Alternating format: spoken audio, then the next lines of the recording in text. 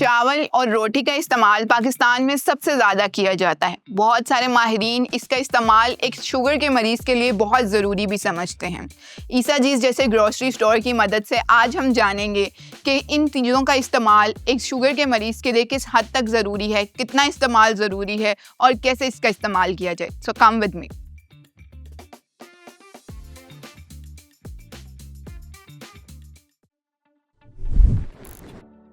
आज हमारे साथ प्रोफेसर डॉक्टर कमर सजाद मौजूद हैं, जो कि कंसल्टेंट एंडोक्राइनोलॉजिस्ट हैं, कंसल्टेंट फिजिशियन हैं फातिमा मेमोरियल हॉस्पिटल में। आज हम इनसे जानेंगे कि रोटी और चावल जैसे एक स्टेपल फूड है पाकिस्तानियों का, और बहुत सारे लोग डॉक्टर्स ये रिकमेंड करते हैं कि रोटी या चावल इस्तेमाल किए जाएँ, तो वो किस तरह से इस्तेमाल किए जाएँ। जब वो ग्रॉसरी करने आए तो वो किस तरह से उसको अपनी कार्ट में रखें। Thank you so much for your time sir. Thank you madam, thank you. कुछ चीज़ें मैं आपको इससे पहले बताना चाहता हूँ चूज़ करने से पहले। जो प्रोसेस फूड्स होती हैं, जैसे प्रोसेस कार्बोहाइड्रेट्स होते हैं जिनको हम तैयार करते हैं। एक तो रॉ मटेरियल होता है जिसको तैयार करते हैं। तो जब भी हम प्रोसेस कार्बोहाइड्रेट्स लेते हैं तो उसका ग्लाइसेमिक इंडेक्स बढ़ जाता है, उसमें फाइबर डाइट कम हो जाती है। तो उस सूरत में ये होता है कि उसके जो न्यूट्रिशन एलिमेंट्स हैं वो ज़ाया हो जाते हैं जैसे ही प्रोसेस होती है। तो इसी तरह रोटी और चावल को जब जो गंदम है या चावल है उनको अगर प्रोसेस कर लिया जाए तो मिनरल्स भी ज़ाया हो जाते हैं, उसमें फाइबर डाइट भी ज़ाया हो जाती है, उसमें बाकी विटामिन्स भी ज़ाया हो जाते हैं। तो जब भी ख़ास तौर पे डायबिटिक पेशेंट के लिए ये ज़रूरी है कि वो चीज़ें, एक चीज़ याद रखें कि वो प्रोसेस चीज़ें इस्तेमाल ना करें। ऑन प्रोसेस जैसे ब्राउन राइस हैं, दे आर बेटर, और ब्राउन राइस की एक खास क्वांटिटी उनके लिए ज़्यादा बेहतर होती है। और इसी तरह जब हम आटे की बात करते हैं तो वो जो अनप्रोसेस, बहुत ज़्यादा प्रोसेसिंग ना हो, जैसे जिसमें ज़्यादा फाइबर हो, उसको एज ए हमें ज़्यादा इस्तेमाल करना चाहिए। ठीक है। तो इन चीज़ों को जब भी आप किसी चीज़ को मतलब आटा लेने जाते हैं या चावल लेने जाते हैं तो उसमें देखें कि क्या वो ब्राउन राइस है, क्या उसका कंटेंट में देखें उसका कार्ब कंटेंट कितना है और उसमें फाइबर कितना। Okay, very important. जैसे सर हमारे पास ये मौजूद है शुगर रिलीज कंट्रोल फ्लोर है, मतलब उन्होंने स्पेसिफिकली ये डायबिटीज के पेशेंट्स के लिए बना दिए।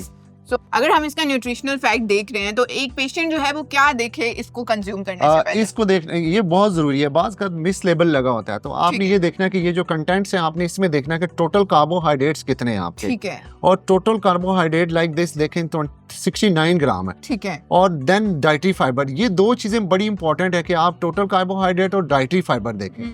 तो फिर टोटल कार्बोहाइड्रेट से अगर आप माइनस कर दें इसको डाइटरी फाइबर को, ये इंपॉर्टेंट है, ये बड़ा इंपॉर्टेंट है। तो फिर आपका नेट जो कार्बोहाइड्रेट आते हैं उसको देखना जरूरी है। जिन चीजों के अंदर आपकी डाइटरी फाइबर ज्यादा है, दे आर बेटर।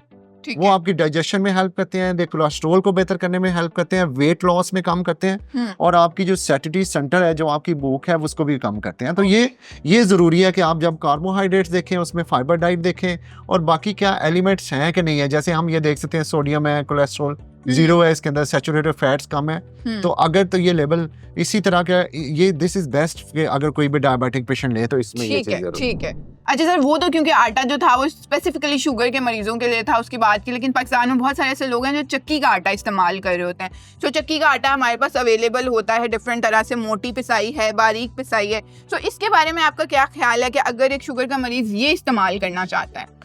अच्छा, जैसे कि मैंने बताया पहले भी कि जितनी प्रोसेसिंग ज्यादा होगी ना किसी भी फूड की, ठीक है, उतने उसका फाइबर लॉस होगा, उतने उसके विटामिन लॉस होंगे, उतने उसके मिनरल लॉस होंगे। तो अगर हम लेबल देखें तो जारी बात है मोटी पिसाई में फाइबर कंटेंट ज्यादा होगा, बाकी मिनरल्स ज्यादा होंगे। जितना ब्रीक, जितना प्रोसेसिंग ज्यादा करेंगे उसके अंदर उसकी इतने ही मिनरल, उतनी ही उसकी चीजें ज्यादा हार्म होंगी, और जितना ब्रीक पिसाई होगी, जिप पिसाई होगी, वो उतने ही जल्दी एब्जॉर्ब होके उतने ही शुगर लेवल जल्दी से बढ़ाएगा। तो अगर इन दोनों चीजों को हम कंपेयर करते हैं तो इसका मतलब है कि ये मोस्ट प्रोबेबली इसका ग्लाइसेमिक इंडेक्स इसके मुकाबले में ज्यादा होगा। तो अगर डायबिटिक पेशेंट अगर आपका लेना चाहता है तो मोटी पिसाई वाला आटा जो है वो ज्यादा बेहतर होगा। ठीक है, वेरी इंपॉर्टेंट। सर इसके साथ साथ जैसे मार्केट में अवेलेबल है हमारे पास ग्लूटेन फ्री फ्लोर होता है, मल्टीग्रेन फ्लोर है, कॉर्न फ्लोर है, डिफरेंट तरह के डाइट फ्लोर है।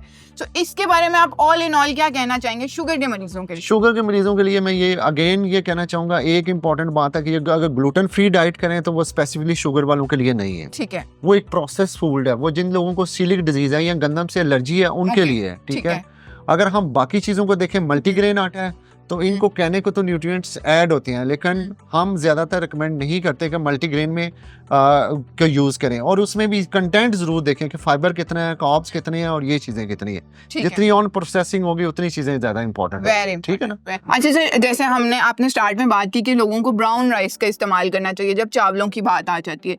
सो देखा जाए तो हमारे पास चावलों की भी बेतहाशा जो है वो क्वांटिटी मौजूद होती है, वैरायटी मौजूद होती है मार्केट्स में। तो आप ऑल इन ऑल एक शुगर के मरीज को क्या रिकमेंड करते हैं? फॉर इंस्टेंस ये हम चावल ले रहे हैं, सो वो कितनी क्वांटिटी में इसका इस्तेमाल करें, कितने कार्ब्स देखें, कितने प्रोटीन्स देखें? ये बहुत ज़रूरी है कि अगर पर सर्विंग आपने कार्ब्स लेने हैं, एक मेल पेशेंट है या एक एवरेज जो बंदा है उसकी जो डेली की कार्ब्स होनी चाहिए 130 to 200 ग्राम तक देनी होनी चाहिए। और अगर पर सर्विंग की बात कीजिए तो 15 ग्राम पर सर्विंग होनी चाहिए अगर वो कार्ब्स लेता है। तो अगर हम चावल की बात कर दी जाए तो उसको हम कहते हैं 1 कप ले लें, या एक ऐसे हाथ का वो बना के इतने ही चावल वो ले सकते हैं। ब्राउन इससे ज़्यादा, क्योंकि जो वाइट राइस होते हैं उनका ग्लाइसेमिक इंडेक्स और उनके अंदर ये क्वालिटी के वो बहुत जल्दी शुगर को रेज करते हैं, ये बहुत ज़्यादा होती है, और as compare to brown rice में कम होती है। और ब्राउन राइस भी लेने हैं तो वो भी एक कैलकुलेटेड फॉर्म में लेने हैं, उसको भी गैर कैलकुलेटेड फॉर्म में लेने हैं। इतना लेना है कि आपका जो कार्बोहाइड्रेट पोर्शन है वो तकरीबन 15 to 20 ग्राम तक वो हम यूज कर सकते हैं। तो किसी भी तरह के जो राइस हैं वो लें, लेकिन पोर्शन के साथ, लेकिन preferred brown rice is preferred. ठीक। अच्छा सर, ये तो हमने जो बात की वो आटे की बात कर ली, चावल की बात कर ली, लेकिन ब्रेकफास्ट में जो है बहुत सारे लोग सीरियल्स का इस्तेमाल, आजकल जैसे यंग जनरेशन हो गई, या बहुत सारे लोग जिनको कोई मसला हो रहा होता है तो वो सीरियल्स का इस्तेमाल कर रहे होते हैं, जिन्हें रोटी और चावल पसंद नहीं आ रहे होते।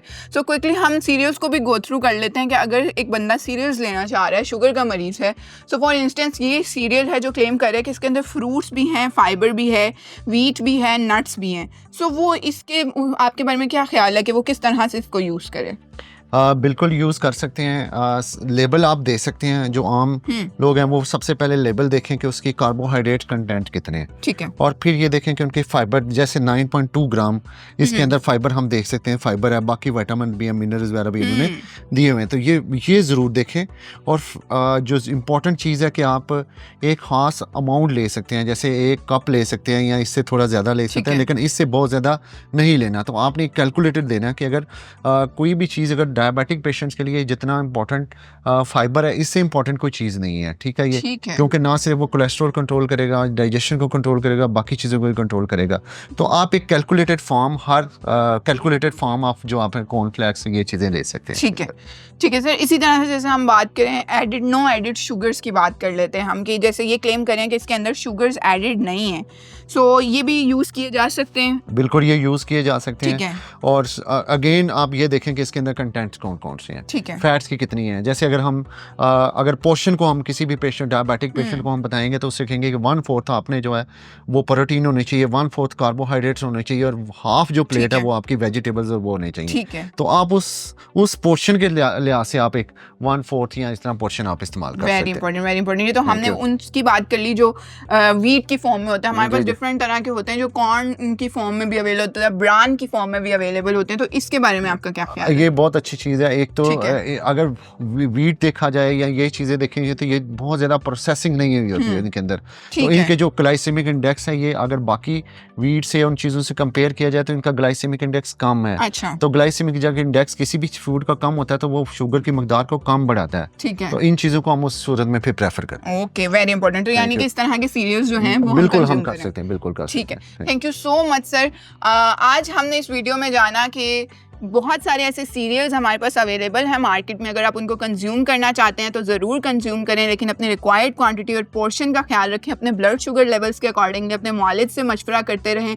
आटे और चावल का इस्तेमाल करना है तो कंटेंट को ज़रूर पढ़ें, देखें कि उसके अंदर कितने कार्ब्स अवेलेबल हैं, कितनी शुगर्स अवेलेबल हैं, फाइबर का कॉन्टेंट कितना ज़्यादा है। डॉक्टर साहब ने बार बार इस बात पर एम्फसाइज़ किया कि फाइबर के कॉन्टेंट को ज़रूर नोट करें।